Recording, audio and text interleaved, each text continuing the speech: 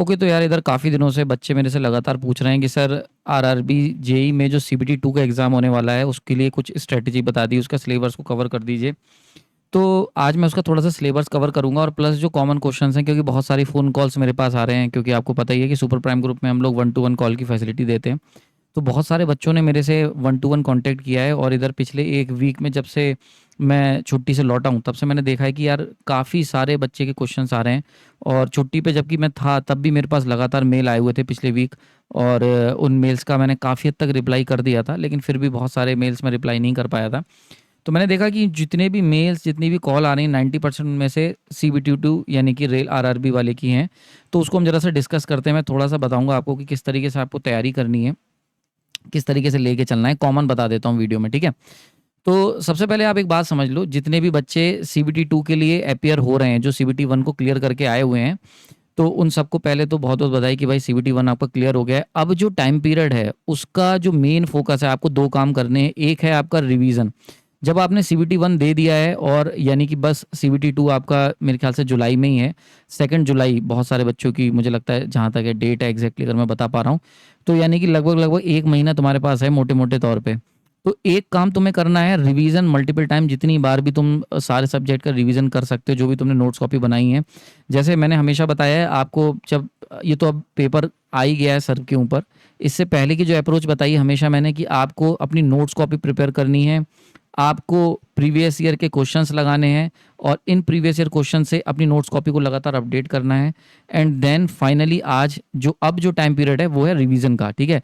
तो एक काम तुम्हें ये करना है कि जितनी बार रिवाइज कर सकते हो वेल एंड गुड।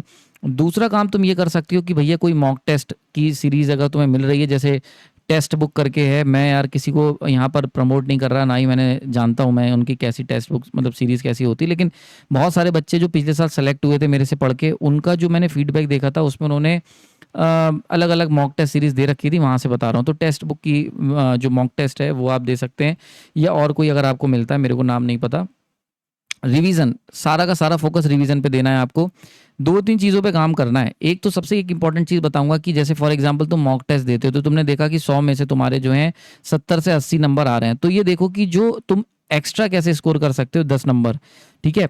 तो वो जो 10 नंबर एक्स्ट्रा हैं उनके ऊपर फोकस करो कि भाई वो कहाँ गलती हो रही है, कहाँ पर गलतियां कर रहे हो। अगर फॉर एग्जांपल तुम सिली मिस्टेक कर रहे हो तो वो क्यों कर रहे हो, समझ में आ रही बात है। क्या तुम क्वेश्चन सही से रीड नहीं कर रहे हो, तुम बहुत जल्दबाजी कर दे रहे हो, तो इसको जरा सा आपको ये चीज़ नोट करनी है। और जो भी वो गलतियां हैं उन्हें अपनी नोट्स कॉपी या अपनी एक सेपरेट A4 शीट में लिख लो। जब भी तुम मॉक टेस्ट देने बैठो एक बार वो शीट गो थ्रू करो कि हाँ, जब मैं खेलने गया था तो मैंने ये गलतियां करी हैं, इन इन बॉल पे आउट हुआ हूँ, तो उन उन बॉल को इग्नोर करना है, मतलब वो कमियों के ऊपर काम करना है, ठीक है। तो ये शीट अपने पास रखना। जो भी सिली मिस्टेक्स की शीट है उसको ज़रूर बनाओ। जो फॉर एग्जांपल मॉक टेस्ट दिया, अब मॉक टेस्ट तुमने 100 दिया, तुम्हारे नंबर आए 70, तो 30 नंबर कहाँ चले गए। एक तो तुम्हें ये पता करना है कि कहाँ चले गए, और दूसरा पता करना है क्यों चले गए। जो क्यों चले गए हैं ना, ये तुम्हें बताएगा कि तुम्हारी कहाँ मिस्टेक्स हो रही हैं। तो अगर प्लस माइनस मिस्टेक हो रही है, उस टाइप के क्वेश्चंस को मल्टीपल टाइम्स रिवाइज करो। अगर सीरियसनेस की कमी है, अगर तुम थोड़ा सा कैजुअल अप्रोच रह रहे हो, तो भैया कहीं जाके पेपर दो, बिल्कुल शांत एनवायरनमेंट पेपर दो, जल्दबाजी में पेपर मत दो, बिल्कुल वैसे ही एनवायरनमेंट क्रिएट करो जैसा वहाँ पर होगा, ठीक है। तो बिल्कुल वैसे ही करने की कोशिश करो। तो ये छोटी मोटी चीज़ें जिससे तुम कर सकते हो। एक बात मैं आपको बता दूं, यहाँ पर रिवीजन के ये 2 चीज़ें तुम्हें करनी है। तीसरी चीज़ जो आपको करनी है वो है नॉन टेक का, जो भी आप कर सकते हो जितना भी समय है उसके लिए। तुम चाहो तो कोई यूट्यूब चैनल या जैसे भी तुमने नोट्स कॉपी बना रखी हैं, क्योंकि तुम CBT1 क्लियर करके आए हो, नॉन टेक वहाँ पर भी आया होगा, तो नॉन टेक को करके छोड़ के मत चलना। 50 नंबर का है भाई, इसमें से अगर तुम 30 भी ले आए तो वो कवर होंगे। नंबर सबके बराबर हैं, चाहे तुम नॉन टेक के, कोई ये नहीं पूछेगा जब तुम्हारा सिलेक्शन होगा कि भैया आपने नॉन टेक कितने करे और टेक्निकल कितने करे। तो सबका अपना अपना इंपॉर्टेंट रोल है। तो अगर नॉन टेक तुम्हारा कमजोर है तो नॉन टेक के ऊपर भी काम कर लो, क्योंकि अल्टीमेट सिलेक्शन वहीं से होगा। क्योंकि टेक्निकल में 70 नंबर लगभग ऑन एन एवरेज सब लोग लाएंगे। तुम 70 से 90 की तरफ की जो जर्नी है वो बहुत टफ है ना। और ऐसी नॉन टेक की जो जर्नी है वो टफ है। तो इनके ऊपर फोकस करने की कोशिश करो थोड़ा सा, कि ये जो तुम्हारा वीक एस्पेक्ट है इसको तुम स्ट्रांग बना सकते हो, तो वेल एंड गुड रहेगा, ठीक है। इस तरीके से अप्रोच आपको लेनी है। रिवीजन और मॉक टेस्ट इन दोनों के साथ आपको चलना है। रिवीजन मैं इसलिए कह रहा हूँ क्योंकि मैं ये मान के चल रहा हूँ कि आपने नोट्स कॉपी बनाई होगी और प्रीवियस ईयर के क्वेश्चंस भी लगा रखे होंगे और वहाँ से आपने अपनी नोट्स कॉपी को अपडेट कर रखा होगा। तो मतलब जो तुम्हारी नोट्स कॉपी है वो notes plus previous year question का एक कंबाइंड, एक हाइब्रिड वर्जन है। उसका आपको रिवीजन करना है। मैंने देखा है सीबीटी 2 के जो भी प्रीवियस ईयर के पेपर्स हैं, बहुत सिंपल क्वेश्चंस आते हैं, फॉर्मूले बेस्ड। अगर न्यूमेरिकल आएगा तो फॉर्मूला बेस्ड होगा, थ्योरेटिकल आएगा तो थ्योरेटिकल। मतलब मैंने जो लेक्चर्स कवर करे हैं, एक भी ऐसा कॉन्सेप्ट नहीं है कि उसके बाहर का क्वेश्चन तुम्हें मिल जाए कहीं पर भी, ठीक है। तो कोशिश करना कि उनको जो नोट्स बनाए उनको रिवाइज कर सको। अगर बच्चे आप लोग रिवाइज करना चाहते हो मेरे लेक्चर सीरीज से, तो जैसे मैं आपको बता देता हूँ, बहुत सारे इसमें से मैंने कवर कर रखे हैं। जैसे अगर मैं यहाँ पे देखूँ, मेन सब्जेक्ट हमारे जो हैं बेसिक इलेक्ट्रॉनिक्स, ये पूरा का पूरा मैंने कवर कर रखा है एग्जाम पॉइंटर सीरीज़ के अंदर। एग्जाम पॉइंटर सीरीज़ ये आपको मिल जाएगी, एग्जाम पॉइंटर सीरीज़। इसके अंदर हम लोग प्रीवियस ईयर में आए हुए इंपॉर्टेंट जितने भी क्वेश्चंस आए हैं उन सब के लिए हम लोग पॉइंट्स तैयार करते हैं। और अगर आपने एग्जाम पॉइंटर सीरीज ढंग से लगा ली तो एग्जाम में 90% हिट रेट रहता है, 90% प्लस हिट रेट है। मतलब मेरी एग्जाम पॉइंटर सीरीज देखने के बाद मैक्सिमम क्वेश्चन तुम्हें इस सब्जेक्ट के लग जाएंगे।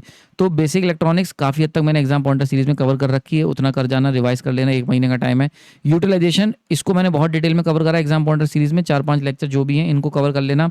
देन एस्टिमेशन कॉस्टिंग, ये भी आपको एग्जाम पॉइंटर सीरीज में मिल जाएगी। मतलब ये तीनों सब्जेक्ट मैंने एग्जाम पॉइंटर सीरीज में करे हैं, मोर देन सफिशिएंट है अगर आप किसी भी एग्जाम की तैयारी कर रहे हो। और अभी तो CBT 2 सामने है तो वहाँ पर ही बेस्ट रहेगा। नाउ पॉइंट ये 8th वाला जो है, यानी कि पूरा पावर सिस्टम की बात कर लेते हैं, जनरेशन, ट्रांसमिशन, डिस्ट्रीब्यूशन। इसका मेजर पोर्शन मैंने अपनी लेक्चर सीरीज में कवर कर रखा है, पावर सिस्टम की लेक्चर सीरीज में। जो भी टॉपिक समझ में नहीं आ रहा है तुरंत ही उसका टॉपिक डालना और मेरी लेक्चर सीरीज आपको मिल जाएगी। बकॉज रिले, मर्ज प्राइस प्रोटेक्शन, ये सारे के सारे जो हैं, ये फीडर्स, बस बार, ये सब, लाइटनिंग अरेस्टर, ये या तो सब स्टेशन सीरीज में मैंने कवर कर रखा है या फिर switch gear protection SGP, in series के अंदर आपको ये मिल जाएगा। तो इन पूरे पोर्शन को अगर तुम्हें कवर करना है तो पावर सिस्टम जो कि फ्री में अवेलेबल है, plus sub station series, plus SGP, इसमें आपका काम हो जाएगा। सिंक्रोनस मशीन बहुत डिटेल में कवर करी है, इसमें आप टॉपिक वाइज जा सकते हो और कॉन्सेप्ट क्लियर कर सकते हो अपने। ये आपको मिल जाएगी लेक्चर सीरीज के अंदर सिंक्रोनस मशीन की, ठीक है, वहाँ पर काम पूरा हो जाएगा। इलेक्ट्रिकल मशीन की बात करें, DC मशीन, ये दोनों में अवेलेबल है। अभी क्योंकि समय कम है तो मैं आपको सजेस्ट करूंगा कि यार एग्जाम पॉइंटर ही अभी कर जाओ, क्योंकि एग्जाम पॉइंटर ही अभी टाइम जो है वो एग्जाम पॉइंटर का है और वहीं से खेल बदलेगा। तो अब वो टाइम जा चुका है कि जब हम लोग डिटेल में लेक्चर सीरीज देखेंगे। जब CBT 2 दे दो उसके बाद अगर दोबारा तैयारी करने का मन हो तब चेक कर लेना। अभी एग्जाम पॉइंटर सीरीज में DC मशीन कवर कर रखी है, बिल्कुल जाके देखो। 3 फेज इंडक्शन मोटर, ये भी मैंने एग्जाम पॉइंटर सीरीज में कवर कर रखी है, डिटेल में देख लेना। Transformer, single phase and 3 phase, ये लेक्चर सीरीज में आपको मिल जाएगा, ठीक है। तो इसके लिए लेक्चर सीरीज आपको चेक करनी पड़ेगी। तो 3 फेज इंडक्शन मोटर, ये पूरी पूरी मैंने एग्जाम पॉइंटर सीरीज में करी। जिनकी भी एग्जाम पॉइंटर सीरीज है उसमें एग्जाम पॉइंटर के अलावा कुछ नहीं देखना है, ठीक है। मेजरमेंट, इस पूरी सीरीज को मैंने, और शॉर्ट ट्रिक्स जितनी भी हैं, इस पूरी सीरीज को मैंने यूथ पब्लिकेशन सीरीज, जो YCT है, यूथ कंपटीशन जो हमारी सीरीज है, जो भी इसका नाम देना चाहो, तो प्रीवियस ईयर की जो सीरीज है वहाँ पर इसको मैंने बहुत डिटेल में कवर करा है। वो अगर देख लोगे तो वो सफिशिएंट रहेगी, अभी एग्जाम पॉइंटर नहीं है इसका। तो ये मेजरमेंट अगर तुम्हें कवर करना है तो मैं आपको कहूँगा सबसे बढ़िया तरीका है कि आप यूथ पब्लिकेशन की मेरी जो सीरीज है वहाँ पर जाके इसको चेक कर सकते हैं, ठीक है। नाउ अगर हम लोग बात कर लेते हैं AC फंडामेंटल की, तो जो AC फंडामेंटल में जैसे रेजोनेंस हो गया, टैंक सर्किट हो गया, इसमें से कुछ पोर्शन तुम्हारा अभी मिल जाएगा जो हम लोग कवर कर रहे हैं। अभी हमारा जो चल रही है यूथ पब्लिकेशन की सीरीज चल रही है रेजोनेंस के ऊपर, उसमें हम लोग बात कर रहे हैं, वहाँ पे जाके देख सकते हो। ज़्यादा पोर्शन अभी इसमें कवर नहीं करा है मैंने। बेसिक कॉन्सेप्ट की बात करें तो बेसिक कॉन्सेप्ट मेरे लेक्चर्स पर हैं, इंडक्टेंस, कैपेसिटेंस, रेजिस्टेंस, ये सारी चीज़ें तुम्हें वहाँ पर मिल जाएंगी। और अगर मैं बात करता हूँ सर्किट लॉ, ये पूरा का पूरा अभी जल्दी में ही मैंने यूथ पब्लिकेशन सीरीज में कवर करा है। तो ये सारी यूथ पब्लिकेशन सीरीज जिसके अंदर मैंने स्मार्टली हम लोगों ने क्वेश्चंस पिक करे हैं और बहुत ही लिमिटेड नंबर ऑफ क्वेश्चंस हैं, उनको लगा डाला तो ये पूरा सीरीज तुम्हारी कवर हो जाएगी। उनके बाहर तुम्हें क्वेश्चंस देखने के चांसेस बहुत कम मिलेंगे। अगर मैं CBT 2 की बात करता हूँ तो जाके देखना स्टार्ट कर लो, ठीक है। तो इस तरीके से हम कवर कर सकते हैं। कुछ पोर्शन छूटा हुआ चल रहा है, जैसे कि मैग्नेटिक सर्किट मैंने अभी उतना कवर नहीं किया है ना। इसके अलावा अगर हम बात करते हैं AC फंडामेंटल, ये 2 पार्ट छूटे हुए हैं, बाकी लगभग सारा सब्जेक्ट मैंने खुद पढ़ाए हैं और बहुत डिटेल में पढ़ाए हुए हैं, तो इनको आप कवर करके देखना। बाकी कोई भी अगर आपको स्पेसिफिक दिक्कत आ रही है एग्जाम से रिलेटेड तो आप एक कॉल मेरे साथ बुक कर सकते हैं, ठीक है। तो बुक अ कॉल स्लॉट, एक कॉल स्लॉट बुक कर सकते हैं। इसके लिए आपको सुपर प्राइम मेंबरशिप लेनी पड़ेगी। अगर तुम मंथली लेना चाहते हो तो यूट्यूब पर अवेलेबल है। अगर आप मेरे साथ 6 महीने साल भर के लिए जुड़ना चाहते हैं तो टेलीग्राम पे ले सकते हैं।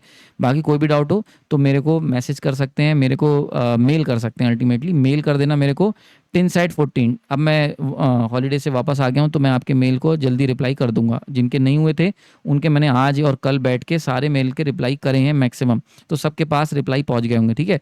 तो मेरी मेल ID है tinside14, ठीक है, tinside14@gmail.com, ठीक है। मैं कोई बहुत बड़े-बड़े वादे नहीं करूँगा, लेकिन हाँ, मेरा जो रिज़ल्ट है वो बोलता है, बहुत सारे बच्चे पिछली बार सेलेक्ट हुए थे।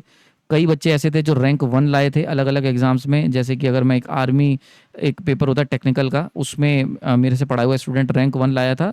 तो मैं और चैनल की तरह या और वीडियोज़ की तरह मैं बहुत हाइपर आपको वो नहीं दूँगा। आपको ये समय बहुत ध्यान से बिताना है, ठीक है? और मेक और ब्रेक सिचुएशन है, ठीक है? लास्ट में एक चीज़ कहूँगा, हमारे पास केवल हार्ड वर्क करने का ऑप्शन रहेगा। केवल हम हार्ड वर्क कर सकते हैं और कोई ऑप्शन है नहीं।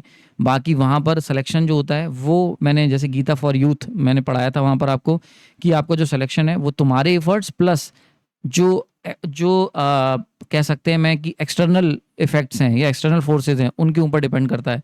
तो आपका सिलेक्शन जो है आपका hard work plus external factors के ऊपर डिपेंड करेगा। आपका हार्ड वर्क आप कंट्रोल कर सकते हो, external factors beyond your control है, उसको कोई भी कंट्रोल नहीं कर सकता। किसी भी तरीके से वो कंट्रोल नहीं होंगे, चाहे तुम कहीं चले जाओ। तो आपको अगर सब कुछ सही रहा, ये दोनों चीज़ें प्लस में रहीं, तो आपका सिलेक्शन 100% होगा। अगर ये माइनस हो गया तो सिलेक्शन नहीं होगा। तो इसलिए बहुत ज़्यादा दिल मत हार जाना, हो जाए तो वेल एंड गुड, नहीं होगा तो कुछ और देखेंगे। लाइफ बहुत बड़ी है, बहुत कुछ कर लेंगे। इतना प्रेशर में नहीं खेलना है। एक बात समझो, एक बात ध्यान से, अगर आप प्रेशर में खेलोगे जाके हार जाओगे। प्रेशर में नहीं खेलना है अपने को, ठीक है? क्लियर हो रहा है यहाँ पर?